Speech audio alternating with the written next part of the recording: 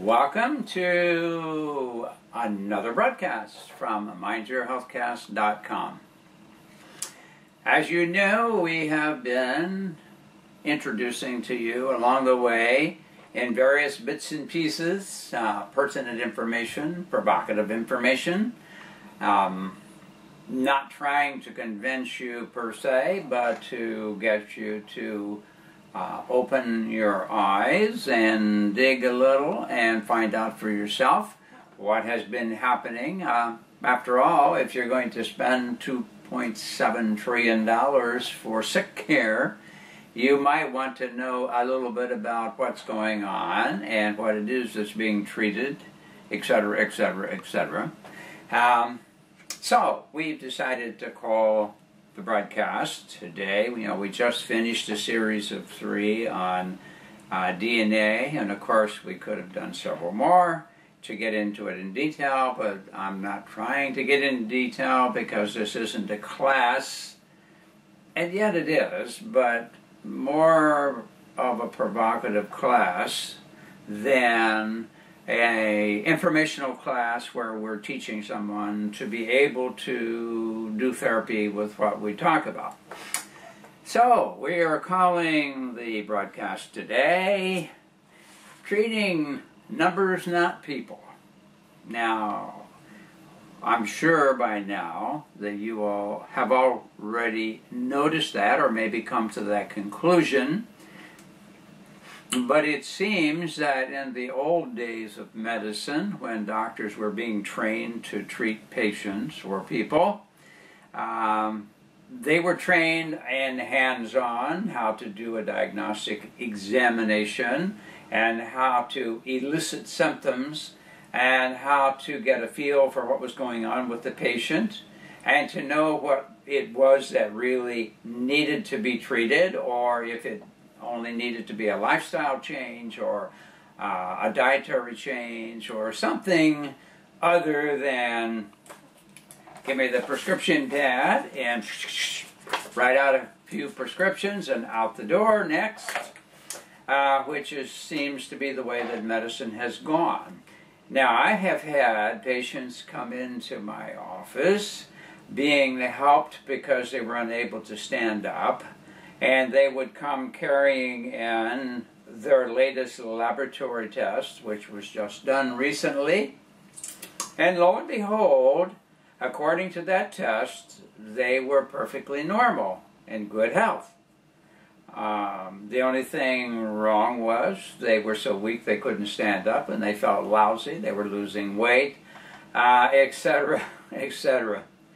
And so it seems that what's become more important is the numbers game, and if you can in some way manipulate, maneuver, manage numbers to get into certain ranges which have been designated as the proper range, maybe with not a lot of forethought and maybe changing all the time, then you're fine.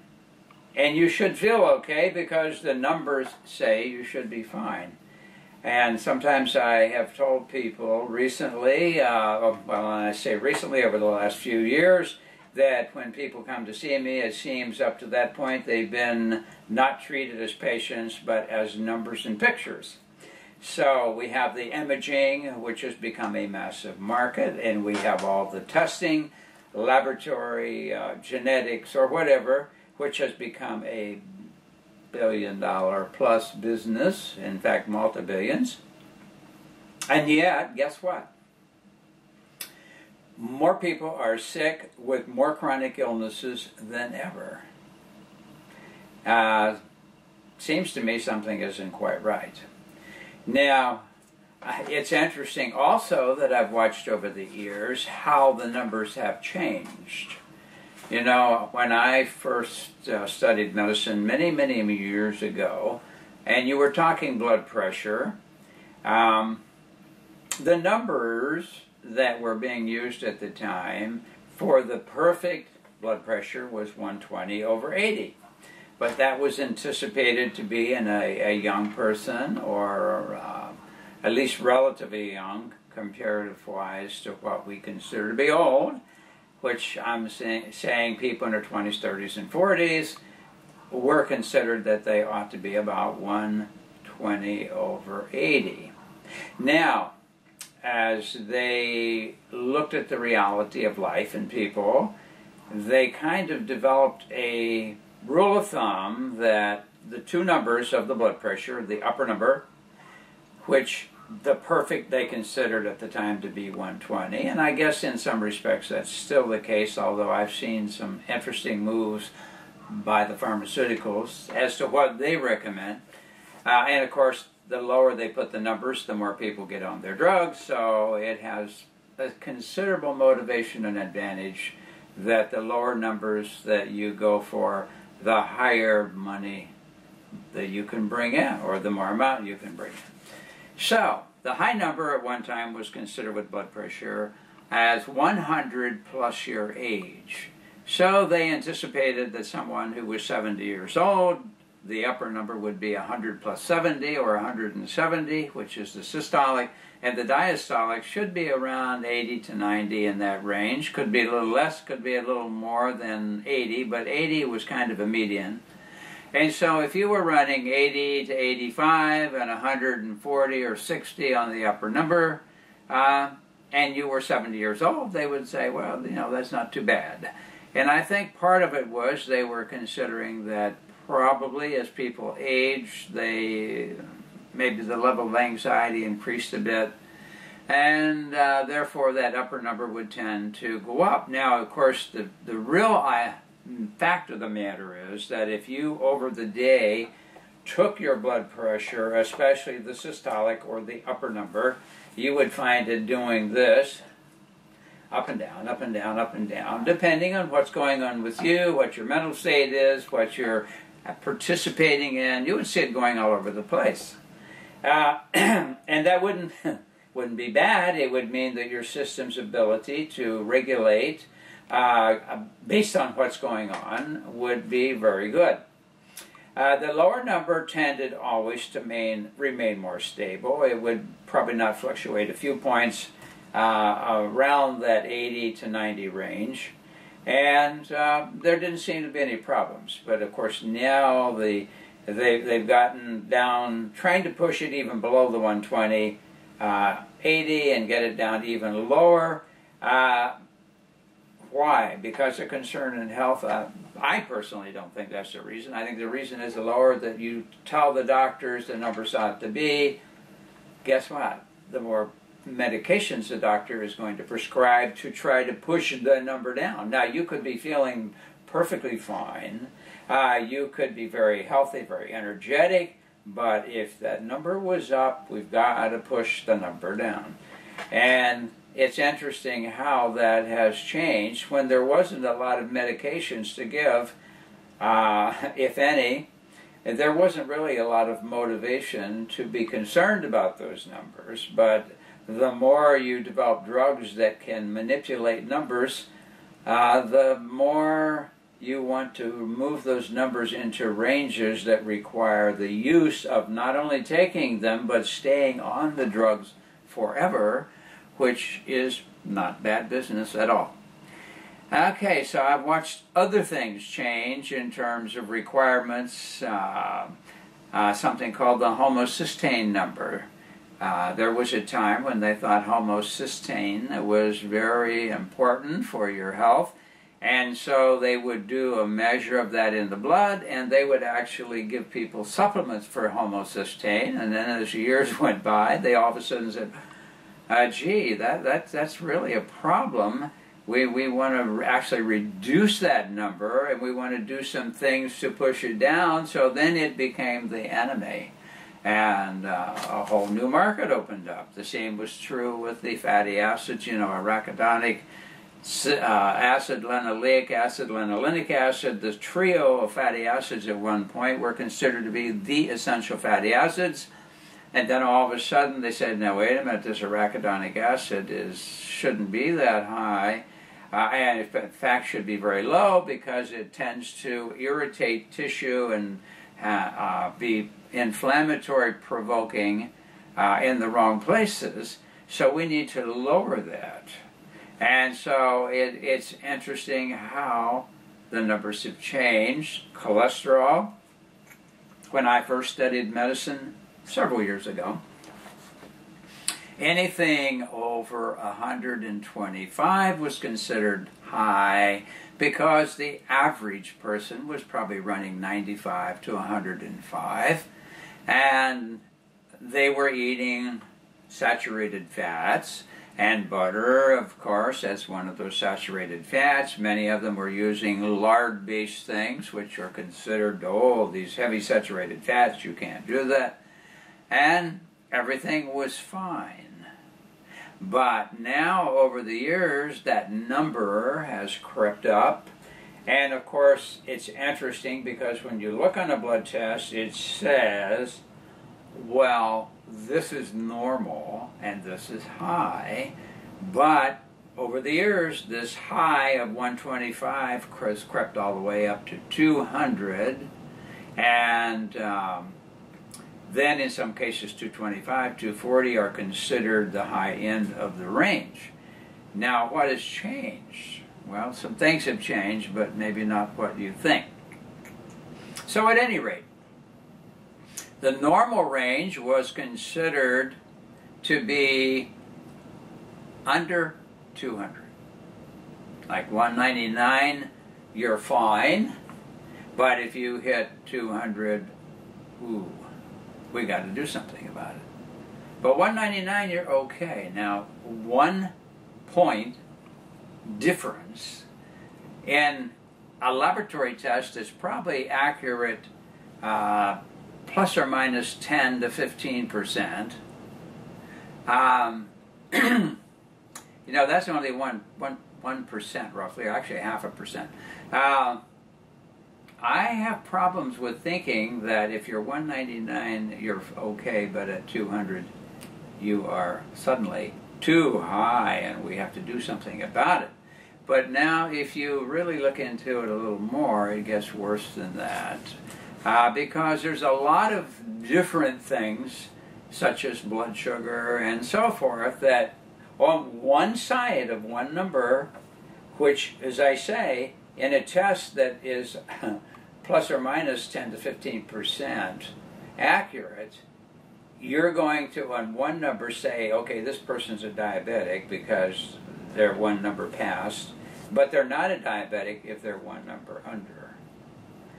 You know, the public may want to buy that, but I have some trouble with that. That defies common sense to me, to think that a test that is not that accurate could make a big difference on today. Now, of course, once they put you on some drugs that try to push the number way down, you'll never know.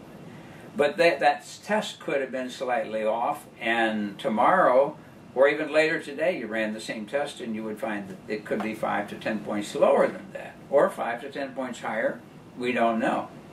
But what I'm saying is, on a single shot, that's not a good idea in my mind. If any blood test, and I'm not really highly reliant on blood tests, I think there are certain types of things that if you look at a group of things in relation to each other are probably useful, but just by hitting numbers, which is what the average doctor is going to do. He's got a scale, and when they run the blood test, they have the normal range, and which I'm laughingly saying normal because it isn't normal, it's average. So the average cholesterol is less than 200, but is that healthy? Who knows? But it certainly is not normal, but average. And there's a difference between the two numbers.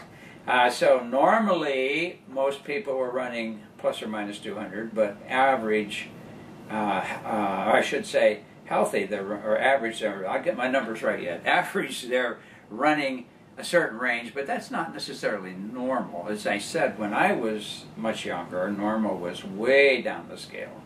But something has happened over the years, and the question is what?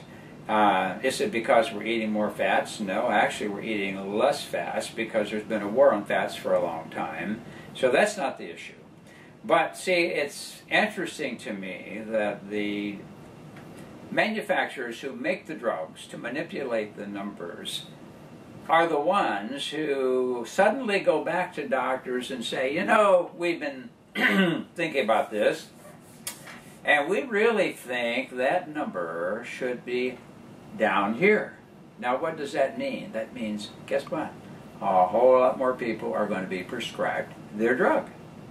And I've watched those shifts occur, and of course there's a new one that came out now, and Dr. Oz has recently referred to it, where they came up with a new formula to calculate, well, I need to throw something in, but I won't yet. But they need to calculate a series of factors, and if you fall within a certain range out of this new formula they have arrived at, then down the road you could be a cardiac risk, and therefore the best thing to do is get on our drug now. And what does that mean? It means several million more people are going to be prescribed the drug, even though they don't have any really true symptoms of a problem, and one of which has always been, for many years, high cholesterol.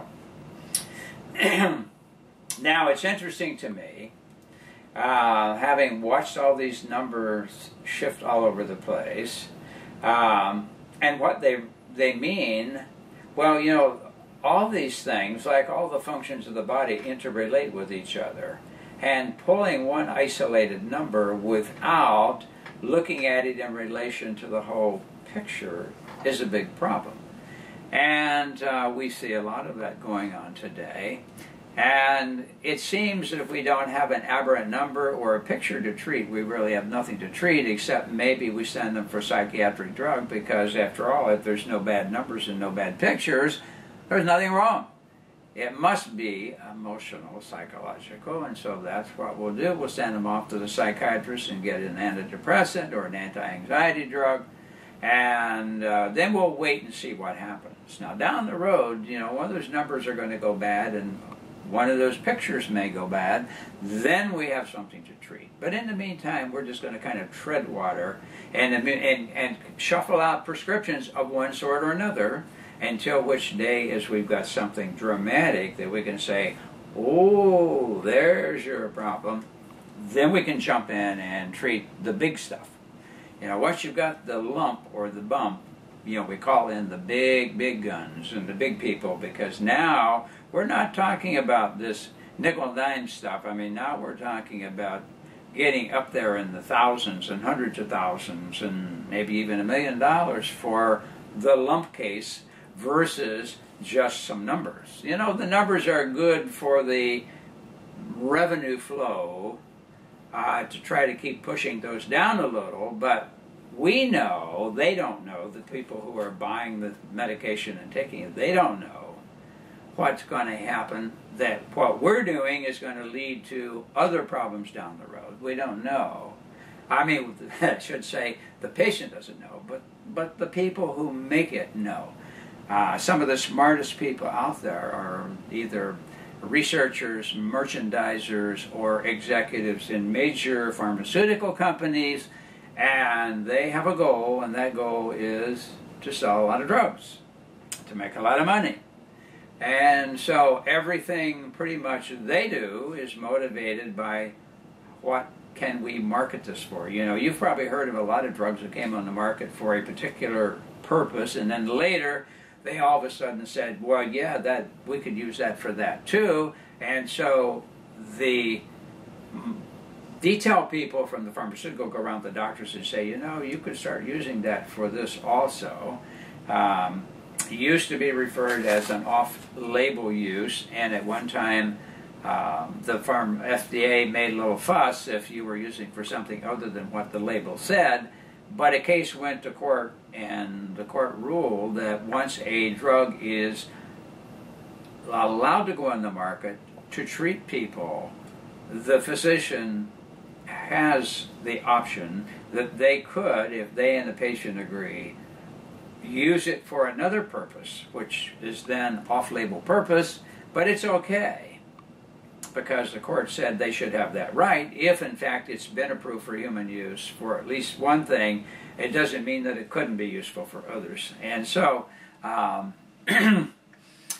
means that they could market to more people. So I'm sure the pharmaceuticals didn't mind that decision, because that means there's going to be more prescriptions written.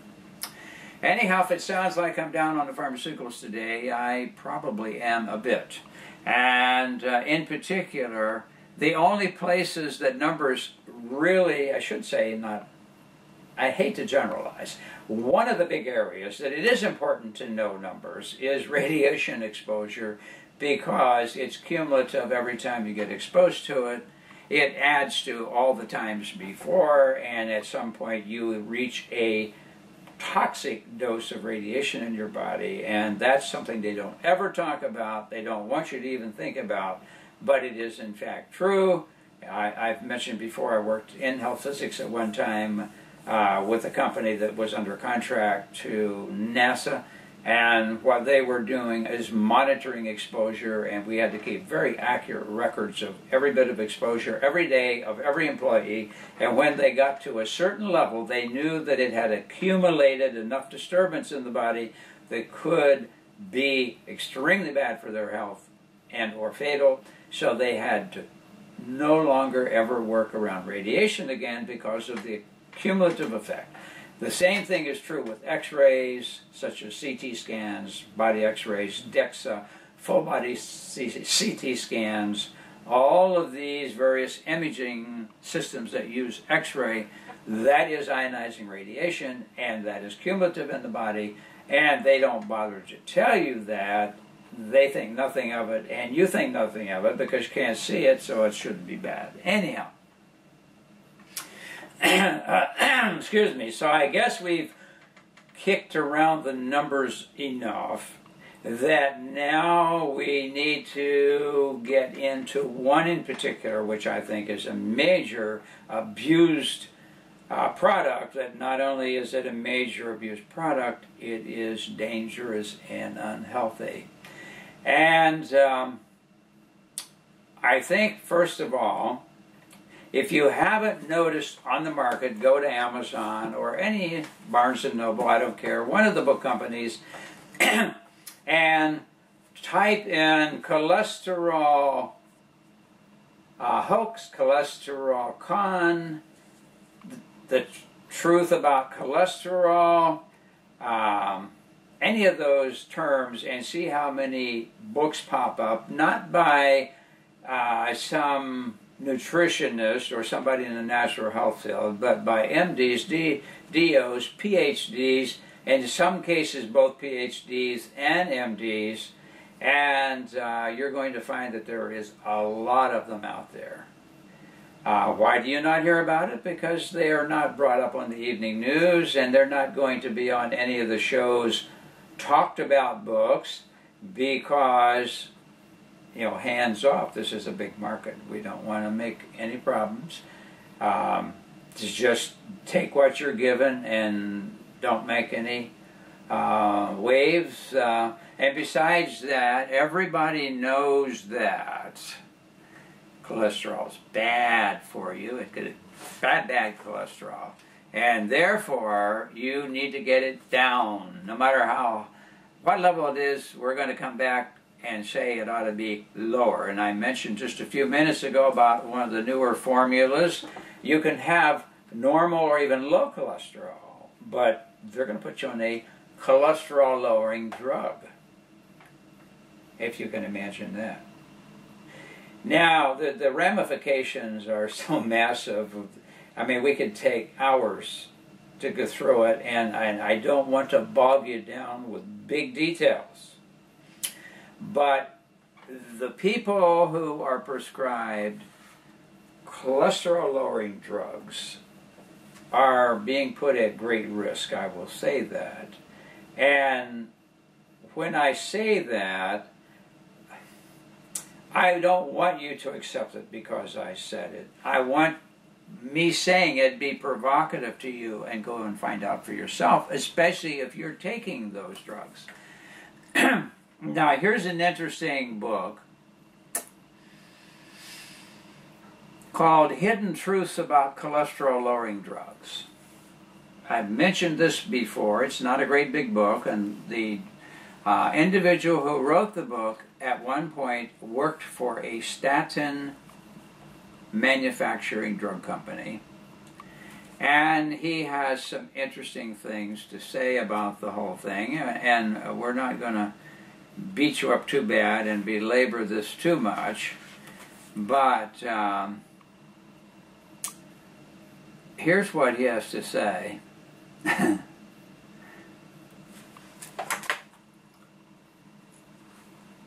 Consider this: FDA-approved drugs used as prescribed are killing over 125,000 people every year. 125,000.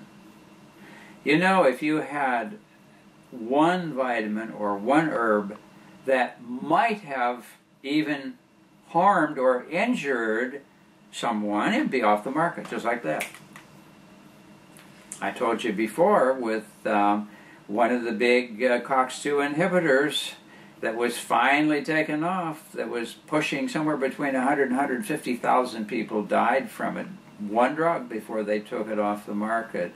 And only because there were so many lawsuits and so much press about it that the FDA felt they had no choice but to do something at that point, which they did.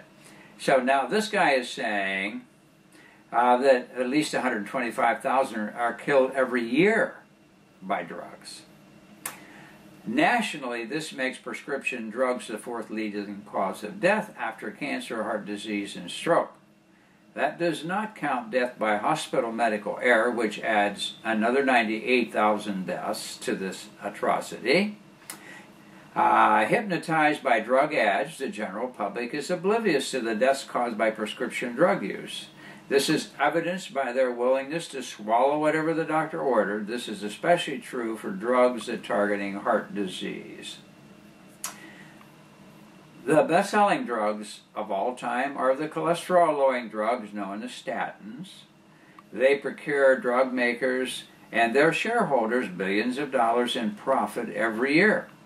The success of these drugs is not attributed to their effectiveness, but instead to slick and misleading marketing practices. This hype is fueled by egregious conflicts of interest amongst drug company servants disguised as experts.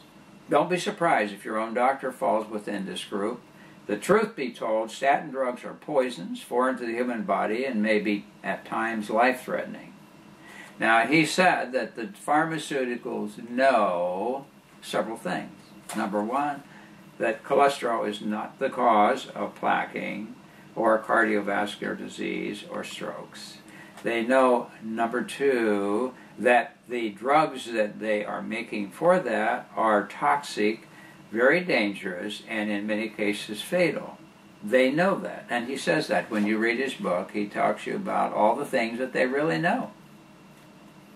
And of course, you know the big statins are made from red yeast rice, which is a yeast is in pretty much in the fungus family, and they have a toxin which is extracted and is toxic to the human body, but one of the things it does is it blocks liver cells from producing cholesterol. In other words, it's an inhibitor of liver cell function, which is making of cholesterol, and therefore will force down the cholesterol number and make everybody feel better, because after all, everybody knows that cholesterol causes cardiovascular plaquing and cardiovascular disease, hence leading to cardiac events and strokes. Now, that's what everybody knows. At least that's the story that's being upheld and perpetuated to the public, that is the problem. Now, as I say, there's several books out. This one by a chemist who worked for a pharmaceutical and has left and is now going out and telling people the real story. Another one called The Great Cholesterol Con.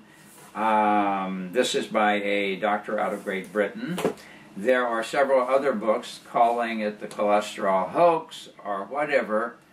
And you know, it's interesting about once you get a story started, how you can perpetuate it without anyone bothering to raise questions or consider, is it accurate?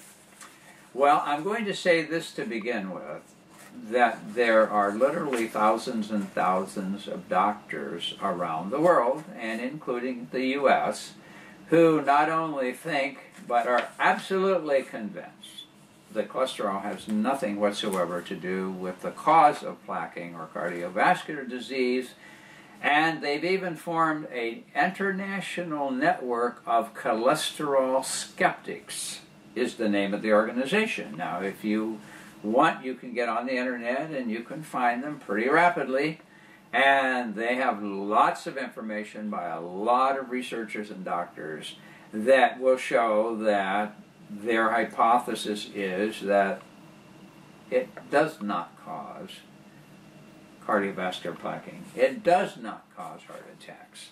Now, there is such a tremendous amount of information out there that it's very difficult to cover it all.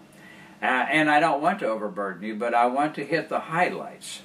Now, I ran across something that probably would be very good for you to get. It's free. It's on the internet. It's actually a book of a sort. It's a booklet, 20-some pages. And it's put out by the Cambridge International Institute for Medical Science. The people involved with this group of medical science are MDs, DOs, PhD researchers, etc., etc. Now, of course, we know that's out of Great Britain. And we know that one of the top medical journals in the world, actually, The Lancet, comes out of Great Britain. And so it's an interesting journal. I had subscribed to it once, but it comes out weekly, and I was getting overwhelmed with the journal. And at the time, there were so many articles about various new drugs that were being developed. And the one thing that caught my attention was every new drug says in the research study that it's for the management of the symptoms of blah, blah, blah. Now, I kept looking for that word cure. I couldn't find it anyplace. It always was the management of the symptoms of blah, blah, blah. And so after a while, I figured, I don't want to read all this, because those articles are written by doctors who are doing research for pharmaceuticals, who are propagating and eliciting doctors to want to buy and prescribe their drugs. And so I had no interest in that, and so I didn't want to pay that much money for the journal and have not much to read, except occasionally they had thrown in a little research study here and there on homeopathic medicine, which in each case ended up being positive. Of course, everybody knows it's all hokey, and it's placebo at the very best, and at the worst, it's wasting your money taking something for nothing.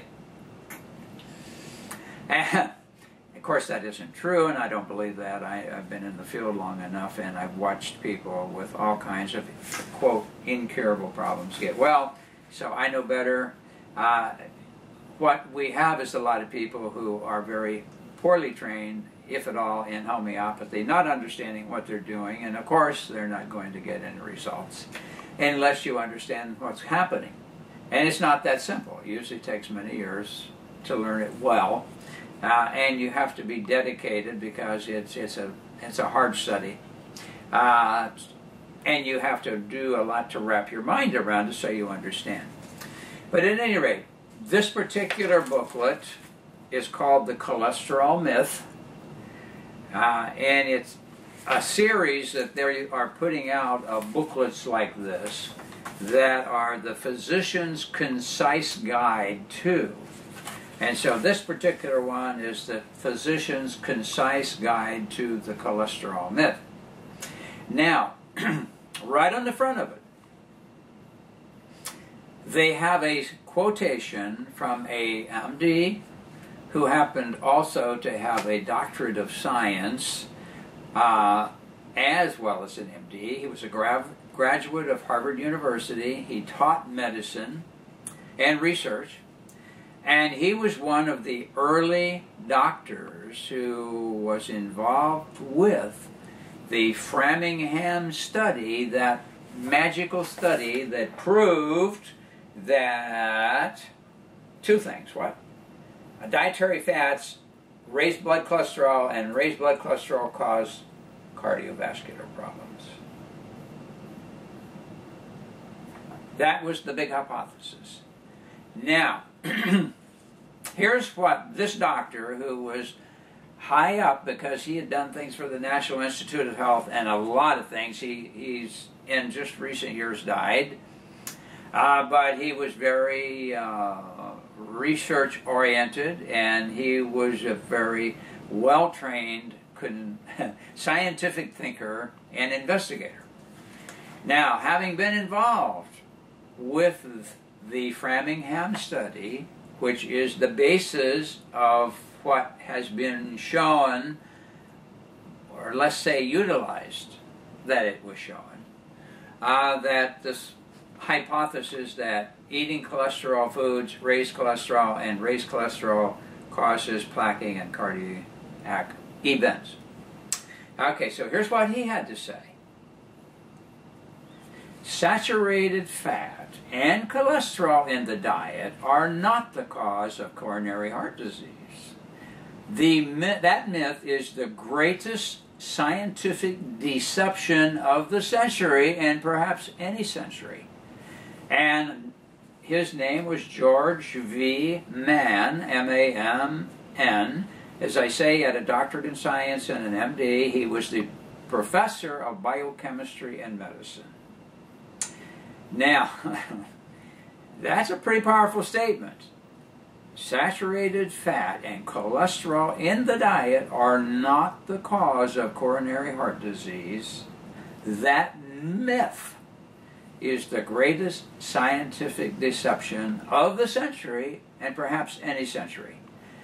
How many people come to my office? How many people go to other doctors' offices? How many people are worried about their cholesterol? How many people have their blood tested for cholesterol? How many people take expensive drugs to try to push the cholesterol down? Just think about that. Now, who has benefited most from this myth? Two industries. The food processing industry, which has played the cholesterol myth for making all kinds of special foods that are going to help you avoid cholesterol or to help keep your cholesterol down. I mean, it's really bad. I hate to say it, but the myth. Now, as I say, this is a book put out by Cambridge International Institute for Medical Science, dedicated to advancing and publicizing breakthrough discoveries in the health sciences, quoting the man who was involved with the original study that's used to justify all this. Now, interestingly, I was around when all of this happened. I watched this whole thing come into play. You know, age has its advantages. You have the ability, if you've been paying attention, to have greater perspective. If you're born into the fact that everybody knows that cholesterol is bad, you don't even question it. I mean, everybody couldn't be wrong, could they? And if everybody knows it's bad, and everybody knows that if it's up, you need to take something to put it down, everything is great if you just do what you're told. Now, this booklet, I guess you would call it a book, it's about 20, I think actually ends up being 21 or 22 pages, does an extremely good job of covering the whole thing.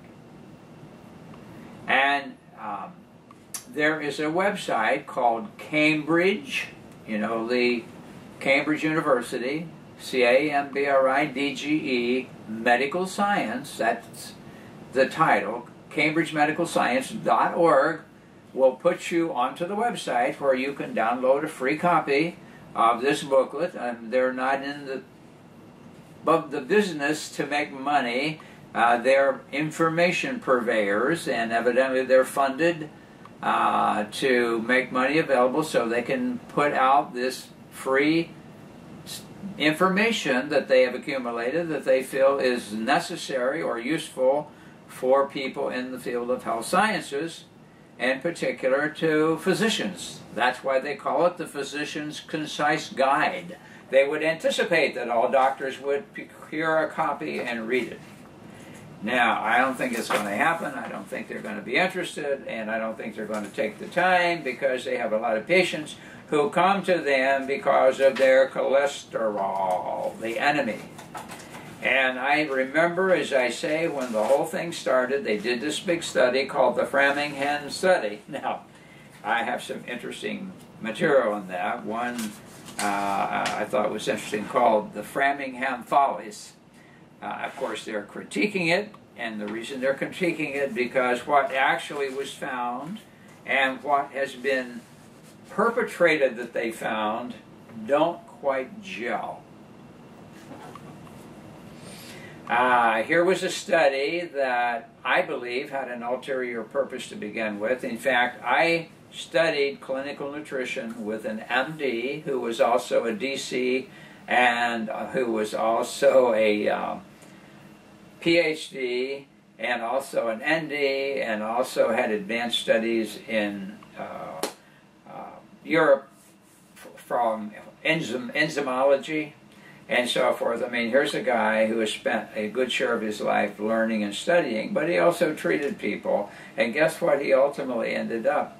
He went into the realm of utilizing diet and nutrition to help people get well, and did not want to prescribe the drugs. And he knew one of the researchers on the Framingham study personally. Now, I want to throw this in to begin with, and I see that this is going to be part one, because even though I don't want to overburden you, there's certain things you really need to know, and I'm dead serious, you need to know to protect your own health. And as I say, I don't want you to accept it because I say it. I want to give you the information and the resources, and I want you to go out and check it out on your own. But I tell you one thing, if you've got an international organization or network of cholesterol skeptics, and most of these people are MDs, DOs, or some type of high-powered researchers, I think it ought to catch your attention, to say the least, especially if you're taking some of these drugs. And we'll be covering why they're so bad, and we're going to be covering what the consequences can be from taking the drugs. I already mentioned that it's a poison or toxin from a yeast that, like a fungus of a sort, that's connected with rice, red yeast rice. And that this toxin is toxic to your liver, and it does shut down the synthesis of cholesterol by liver cells. Now, why do liver cells make cholesterol? Because it's absolutely necessary to be alive and to function properly. And if it's interfered with, two big things. Number one is you can destroy the liver.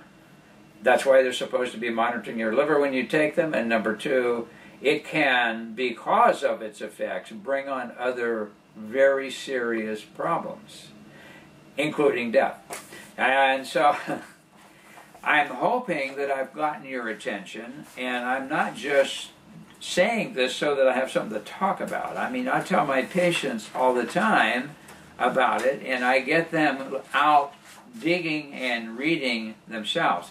Now, I'm just going to read you a couple of comments at the beginning of this booklet from Cambridge International Institute for Medical Science. And again, I have to emphasize their quotation of one of the doctors and researchers from the Framingham study, and we'll go into a little bit more about the Framingham study this next time. Here's what he says. After having observed the study and what it concluded, saturated fat and cholesterol in the diet are not the cause of coronary heart disease. That myth is the greatest scientific deception of the century, and perhaps any century. Now that's his comment, not mine. George V. Mann, you can look him up, you can Google him, you can find out his background, how he became involved with the Framingham study, the whole bit, but it's there. I'm not throwing you my opinion, I'm just quoting to you what these people have said. Now, this report, it says, this special report explores the origins of the cholesterol myth that has become so widespread, causing a panic about cholesterol levels and a rash of cholesterol-lowering drugs and diet products. Remember I said the two that benefit the most are the food processing companies and the pharmaceuticals. Here they're calling them what they are. Here's what the bottom line is.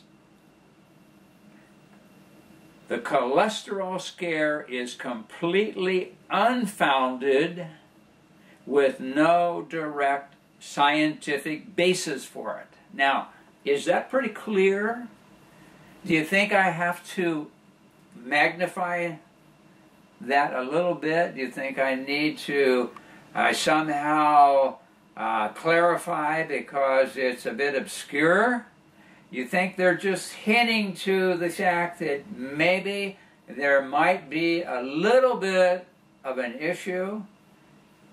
No, they said the cholesterol scare is completely unfounded with no direct scientific basis for it. Now that is pretty direct and to the point. Actually, the reverse is true. The sciences of physiology and biochemistry prove cholesterol necessary for many vital biological processes. And then they go on to say, but before we explain the need for cholesterol in our diets, let's explore the origin of the cholesterol myth, how it got started. And then they go into the origin of the cholesterol myth. Now I see we've already exhausted our time. I knew that I should have known at least it was going to happen, because to me it's such an important subject. I know people are being damaged. I know people are being misled. I know people are being killed because of taking the drug. And yet the new formulas are going to put more people in it, even people who don't have high cholesterol. They've come up with this convoluted formula that somehow could predict that maybe somewhere down the road you might have a cardiovascular problem, which is true of anyone. It could happen. And there's other reasons why it could happen, but it's not because of cholesterol. And they know that. Now, that's why now you could have normal or even low cholesterol in the new formula and still be at risk according to that formula, and therefore still take cholesterol-lowering drugs. I'm sorry, but I have trouble with that. You know, of all the people who claim that their medicine is scientific, to come out with such garbage that contradicts common sense and contradicts the facts, and get away with it, and people buy it. As I say, I got to keep my cholesterol down. I got to not eat this because it could raise my cholesterol. I got to be taking my cholesterol drug because my cholesterol was a little high. Now, last year it was too high because it was 201. But now this year they told me it shouldn't be over 110 or 120. And next year they'll probably tell you it only needs to be 80, and therefore a few more people when I say a few more million people will be getting prescriptions because the local doctor, whatever the pharmaceuticals say is gospel, and after all, you know, they're only in business to help people, and they don't want people to have these problems, and so they really want to sell you this drug so it will make you not have to worry so much, which is true. You won't worry at all till you drop over dead with a heart attack, stroke, or cancer, or some other thing, but don't worry about that. We'll deal with those when they come about. Now, they say that the whole thing goes back to about 1954 or 55. A scientist did a study using rabbits eating high-fat, high-cholesterol food. The diet clogged the rabbit's arteries, so the low-fat diet was recommended to us. Now, they said, understand, a rabbit is an herbivore designed to eat vegetables only. Their chemistry wasn't designed to eat meat or fats like that. We are omnivores designed to eat both vegetables and animal-based foods. A rabbit's physiology is entirely different from ours. They don't naturally eat animal-based foods. Cholesterol only comes from animal-based foods. And so they say eating food that was not designed to for the rabbit is going to kill the rabbit. But how can you extrapolate from that herbivores and animalvores or carnivores do have processes to handle it, to extrapolate energy and nutrients from it? How can you extrapolate a test based on an animal that's not like us at all? And of course, their thinking is they're quite surprised because how could anybody take that serious? That it is not an animal with metabolism like ours or a diet like ours. So how can you say, if it did that to a rabbit, it's going to do that to us? And I'm just going to throw this in real fast, and our time is up. But just think a minute. You know, various systems in the body and various constituents have sensing and regulatory systems to keep them within certain ranges, because we operate best when these factors are within that range. Now, the body has regulatory systems. Regulates sugar amount being allowed in the blood. It regulates a lot of things by sensing and throwing out factors to either eliminate it or to neutralize it, or in the case of sugar, pull it out of the blood and store it, so that it won't be too much. But cholesterol has no sensing and regulatory system because it isn't necessary. Why? Because it's not a problem. I mean, that's pretty easy, pretty simple logic. If the body does not consider it important to regulate the level, then it must not be a critical issue. I mean, that's pretty sensible. I mean, the thyroid starts pumping out too much thyroxine, what happens? The brain sends a message to thyroid, stop, no more. We don't need any more. If it gets low, then it sends a message, hey, we need a little bit more, we need a little bit more. So it regulates all these things. But here's the one of those factors, it doesn't regulate the amount. It could be 150, it could be 350, but it doesn't regulate it.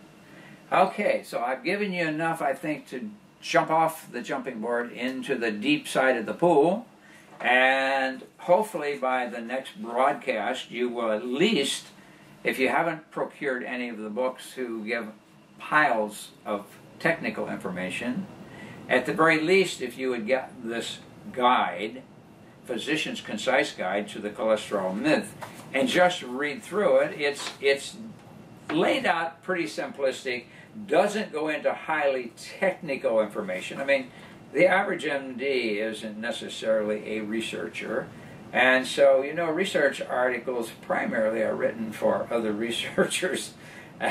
If you read some of them, you say, what in the world are they talking about?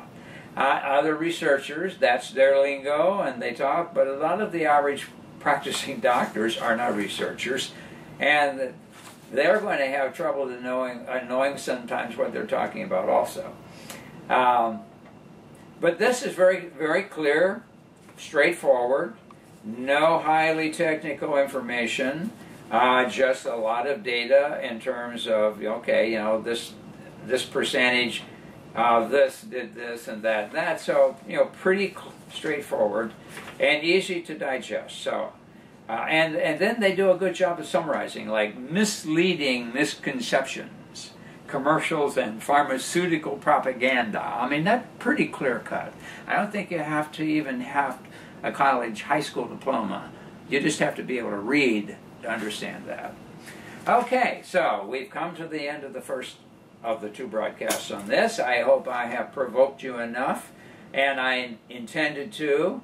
It's ridiculous, the money that's gone down the drain for this expensive, dangerous drug to treat a number.